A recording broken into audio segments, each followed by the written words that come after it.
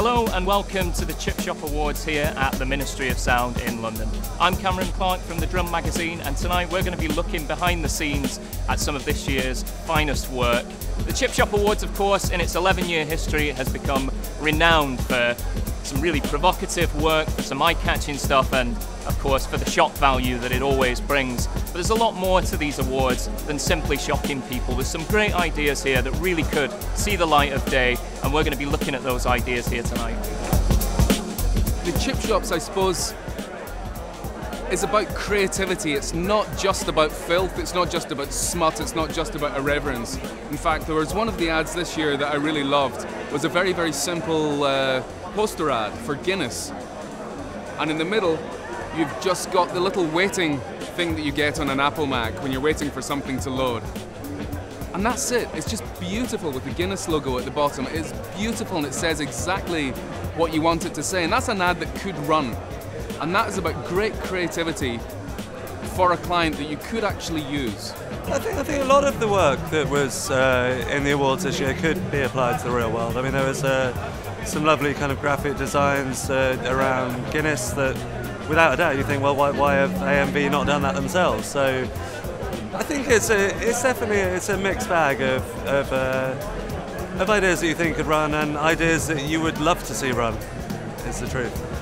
Yes, I am getting closer.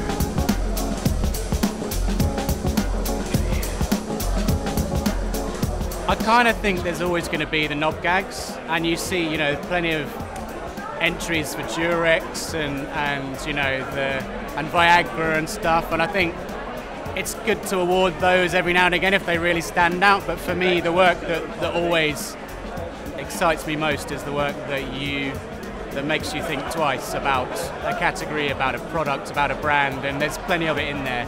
I think the Big Chip winner was a standout piece, obviously.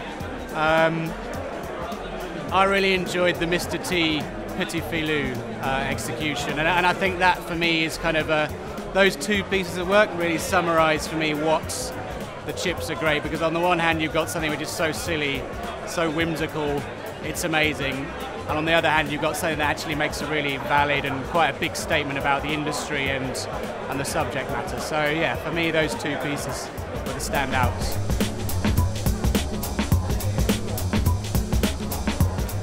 Particularly liked the hacking.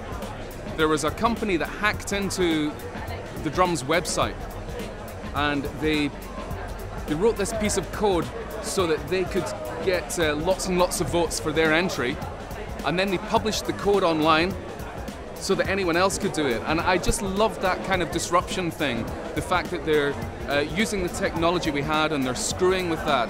I'm a great fan of doing, not just saying, but doing, and they did both. They did and they said, and I thought that was a really, really lovely thing to do.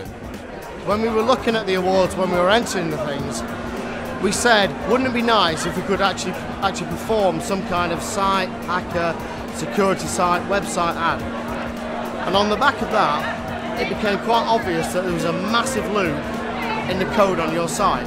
So we put two and two together, and next minute we cause chaos. It's as simple as that. And it's not about knob gags anymore. Knob gags, there's stuff tonight that I could be quite... I've seen it 10 times before. Yeah, it's won awards. It's stuff that I wouldn't actually do. The awards are moving on, they're maturing.